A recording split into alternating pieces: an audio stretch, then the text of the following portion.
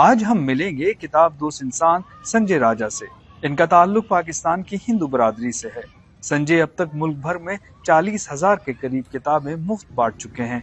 इनका मानना है कि माशरे को बाशऊर बनाने के लिए ये एक अहम कदम है। कोविड 2020 के दौरान मुझे ये ख्याल आया कि लोगों को मैं नॉन एकेडमिक बुक्स दूं। सिंध रीड्स के नाम से एक कैंपेन स्टार्ट की, जिसके तहत मैंने लोगों के घरों की दहलीज पे फ्री बुक्स पहुंचाना शुरू की। इस कैंपेन के तहत हम मुल्क भर में, खासतौर पे बलूचिस्तान और सिंध के पासमानदा इलाकों में 35 से 40,000 किताबें हम मुफ्त फराहम कर चुके हैं। इस कैंपेन के तहत हम मुख्तलिफ कम्युनिटीज़ को हमने रीच किया, स्पेशली गर्ल्स को रीच किया, माइनॉरिटीज़ कम्युनिटी को रीच किया। बड़ा अच्छा रिस्पॉन्स हमें मिला और सबसे अच्छी बात ये भी हुई कि कम्युनिटी में भी एक ये एहसास पैदा हुआ।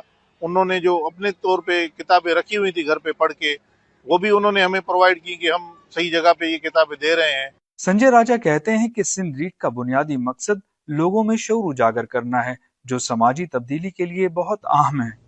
सिंध रीड्स का जो ऑब्जेक्टिव है ना, वो बड़ा क्लियर है। वो ऑब्जेक्टिव ये है कि हमारी सोसाइटी में हमने शऊर देना है। शऊर देने से ही लोगों को अपने राइट्स का पता लगेगा। जब लोगों को अपने राइट्स का पता लगेगा तो वो पॉलिटिकली एक्टिव होके अपने राइट्स की जो हसूल है उसको मुमकिन बनाएंगे। इसी तरह वो अपनी ज़िंदगी की बेहतरी मुमकिन बना सकते हैं।